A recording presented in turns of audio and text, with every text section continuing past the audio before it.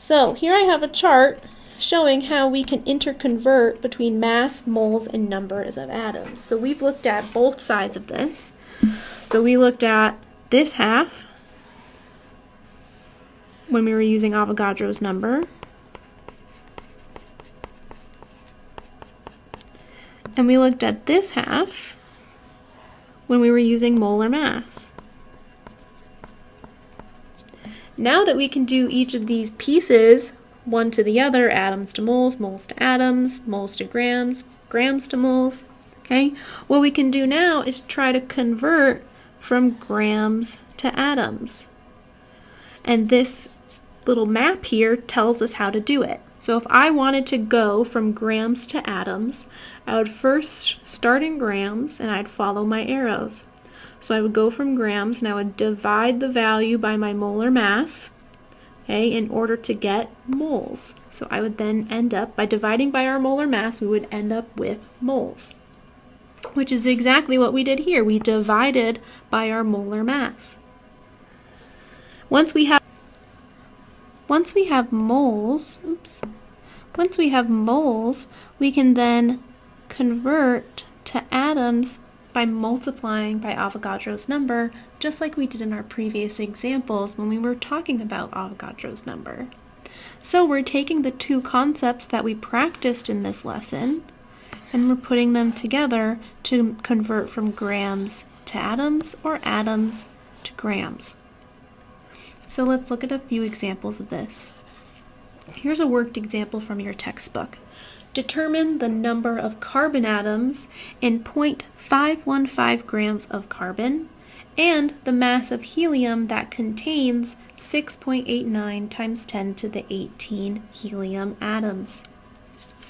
So what we want to think about with these problems, I'm going to use this top corner, for our carbon atoms we want to go from grams of carbon and somehow get to moles of carbon. Atoms, there we go. Somehow get to atoms of carbon. Now there's no conversion factor that we can use that goes directly from grams to atoms, so we can look at our chart here, which is a little messy, but if we're starting with grams and we want to get to atoms, we're first going to divide by the molar mass and get to moles. So we're going to be converting our grams of carbon to moles of carbon using our molar mass. We're then going to convert from moles of carbon to atoms of carbon by multiplying by Avogadro's number. So let's look at that example. For some reason they put it second. So we start with 0.515 grams of carbon, and we said we have to divide by our molar mass. That's our first step. So that's what we're doing here. Once we have that, if you want to do this stepwise, you can. You're more than welcome to do this as, one step at a time as we're learning how to do these conversion factors. So we divide by 12.01. Once we have that value in moles, so that 0.0428 is our value in moles, we can now convert to atoms using Avogadro's number. So we're going to multiply by Avogadro's number here and get out 2.58 times 10 to the 22 carbon atoms. So let's type that into our calculator, times 6.022 times 10 to the 23rd times our answer. And that's what we get, 2.58 times 10 to the 22. We have 3 sig figs because there's 3 sig figs here. Avogadro's number and our molar mass do not contribute to our significant figures. They are conversion factors. Okay, so next up we have the mass of helium that contains 6.89 times 10 to the 18 helium atoms.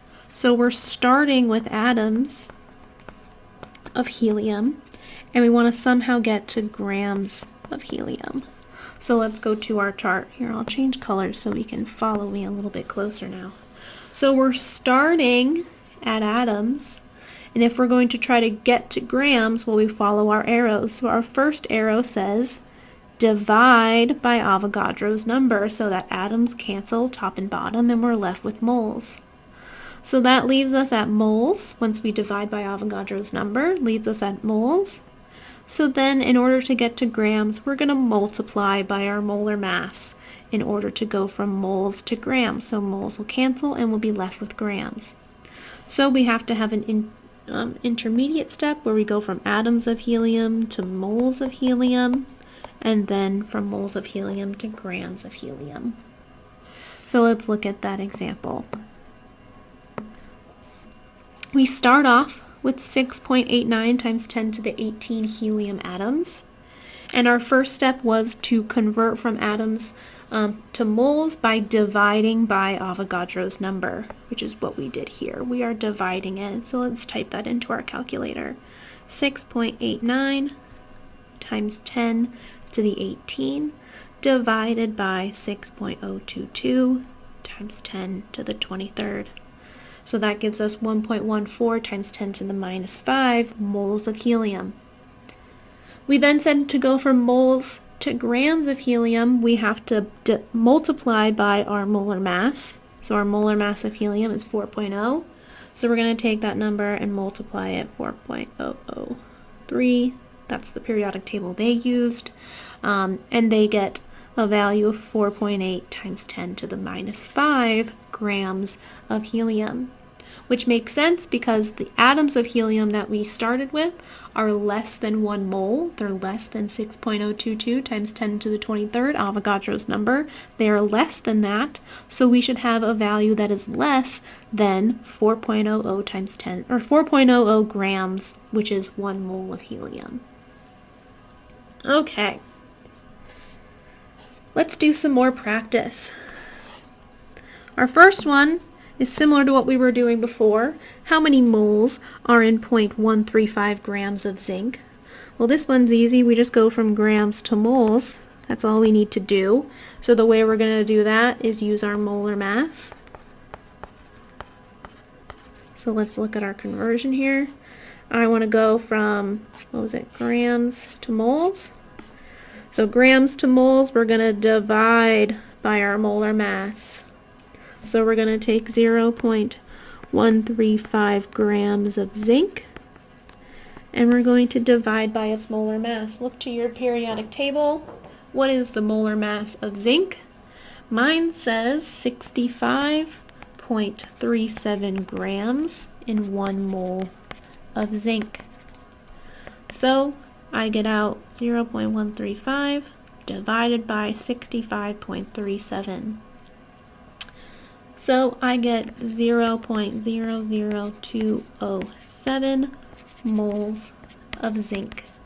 3 sig figs to match the 3 sig figs in our answer. Let's change that into scientific notation just to practice. I'm moving my decimal place over 3, so we get 2.07 times 10 to the minus 3 moles of zinc. Okay, next up, how many atoms are in 2.752 grams of mercury? Well, this was similar to our carbon example before, so we were going from grams to atoms, so we want to first use our molar mass and then Avogadro's number. So we're going to start with 2.752 grams of helium. We're going to divide by the molar mass. Oop, not helium, mercury, sorry. Mercury is Hg. Hg is mercury. Okay, so 1 mole of Hg, if we find it on our periodic table, look, it's number 80. So it has a molar mass of 200.59 grams. So that'll get rid of our grams of helium. We'll be left with moles. So now we want to multiply by Avogadro's number to get atoms in 1 mole of Hg. So our moles end up canceling. Again, if this is confusing, putting both of these conversion factors right next to each other, like our previous example showed, then do it one step at a time, which is how I'll type it into my calculator. So 2.752 divided by 200.59. Oops. So that's 0.0137 moles of Hg. So that's where we would stop here. Then we would take that value and multiply it by Avogadro's number. So we get 8.262 times 10 to the 21. And that is atoms of mercury, Hg. Okay. And that has 4 sig figs to match our 4 sig figs in our original number. Our last problem says what mass of helium contains the same number of atoms as 2.752 grams of mercury? Well, we just determined how many atoms of mercury are in 2.752 grams. So what it wants to know is if those number of atoms were the same for both mercury and helium, what would the mass of helium be? So we can say that 8.262 times 10 to the 21 atoms of mercury, we can say that that is then equal to 8.262 times 10 to the 21 atoms of helium, and I want to go from atoms of helium to grams of helium. So that's our starting number. 8.262 times 10 to the 21 atoms of helium. We're going to divide by Avogadro's number. We're doing the opposite of what we did in our previous problem. We're going to divide by Avogadro's number to cancel out atoms and be left with moles. Now we're at helium. Okay, moles of helium. Once we have moles of helium, we can convert it to grams of helium by using the molar mass. So we have 1 mole of helium is 4.00 grams of helium. So let's take that 8.626, divide it by 6.022 times 10 to the 23rd. Okay, let's double check. That's the same answer we had before. Okay, so that's our first step. And now we're going to multiply that value by 4.00 in order to get our mass of helium. Again, we should have 4 sig figs here, so 0.05488 grams of helium in 8.262 times 10 to the 21 atoms of helium. Okay, so now that we can convert and find the molar mass of our individual elements and their atoms, let's talk about what happens to those atoms when we form molecules. So, atoms are going to come together to form molecules. Okay, they're bound together through bonds or through some sort of attractive force, and we call those molecules. So, we call the formula that shows what makes up that molecule the molecular formula, which is a representation of a molecule or compound which consists of the following. A molecular formula must have chemical symbols to indicate the specific atoms, as well as subscripts after the symbol to indicate the number of each type of atom in the molecule. So let's look at H2O. So we have our chemical symbols to indicate the specific atoms. So we have hydrogen and oxygen. So that's our first criteria met. We then have subscripts after the symbol to indicate the number of each type of atom.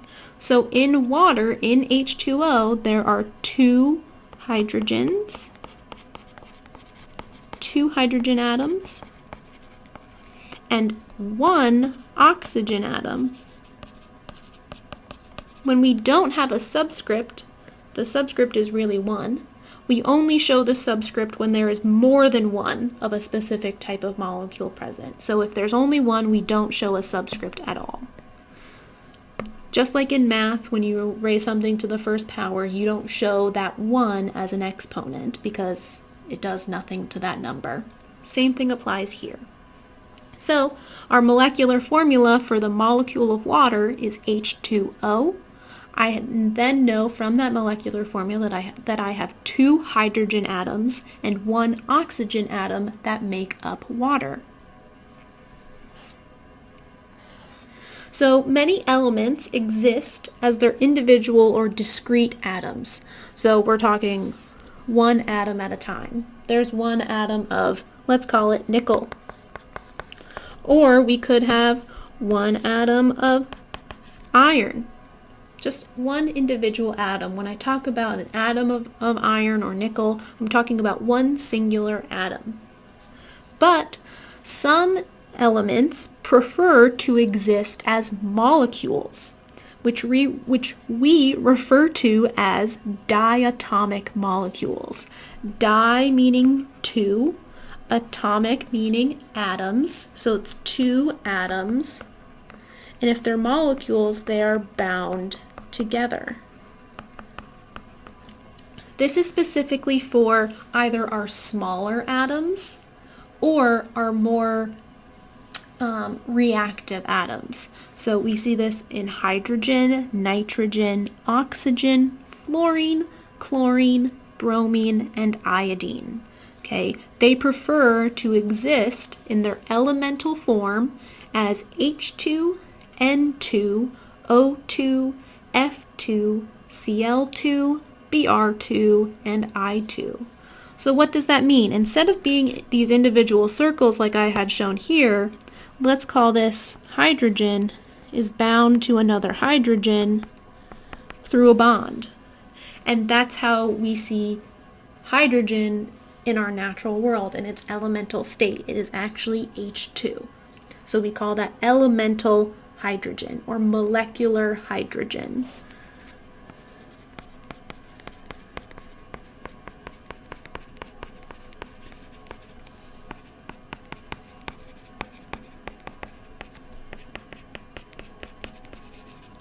That can also be said about nitrogen, molecular oxygen, molecular fluorine, molecular chlorine, and so on and so on. It is specifically for those 7 molecules that prefer to be diatomics.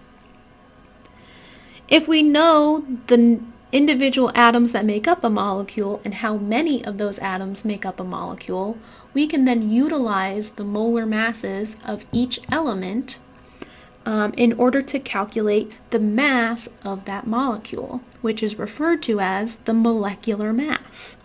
So the molecular mass is the sum of the molar masses of all atoms in a molecule. So the molar mass of oxygen, as we see it on the periodic table, is 15.99 or 16.00 on some periodic tables, grams per mole.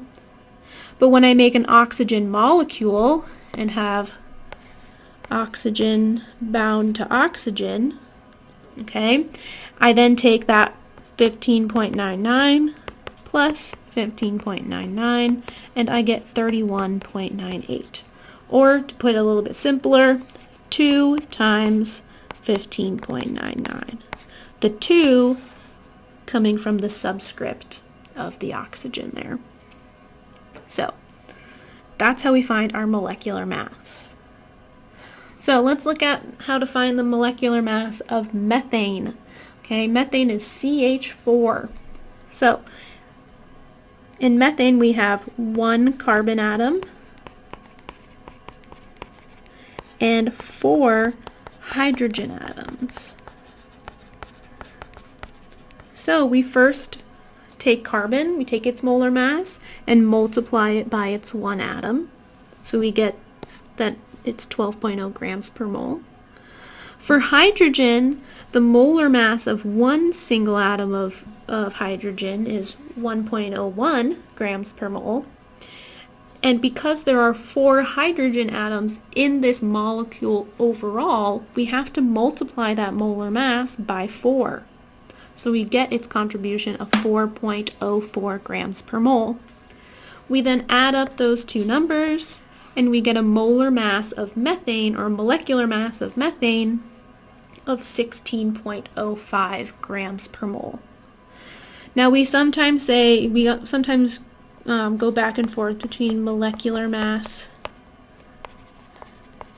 and molar mass.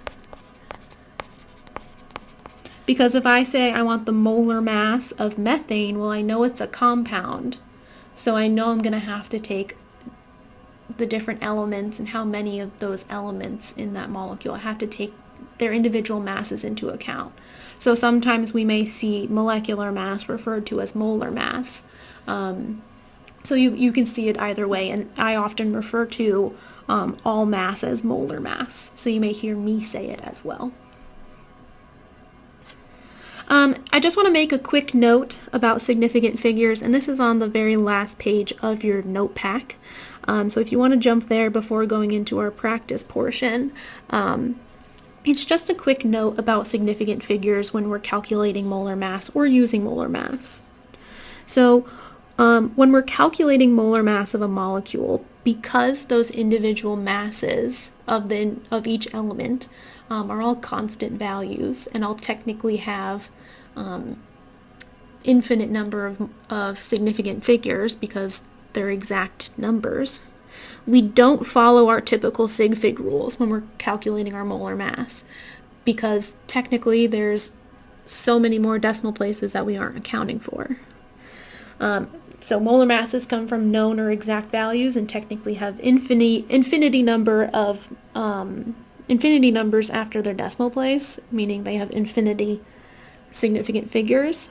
So what we can do is simply leave 2 or 3 decimal places in our final answer of molar mass, or for our final answer of molar mass for that molecule. You still want to have decimal places. You want to have 2 or 3 decimal places so that your answer is, as precise as we can get it.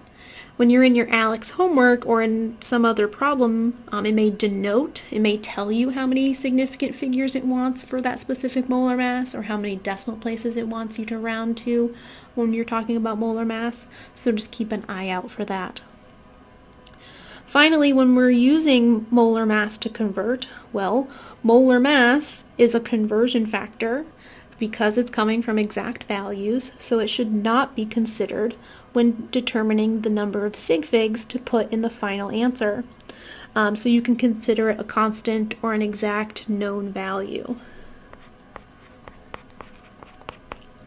So when you're using molar mass to convert, just like we were doing in all of our previous problems, we were ignoring molar mass and looking to the problem to see what number it was giving us to determine our molar mass. So whatever number is given in the problem that isn't a molar mass, so any of our measured numbers, like I measured 120 grams of neon in that one example, that would be the value that would determine our significant figures, which is what we have been doing in our practice problems today.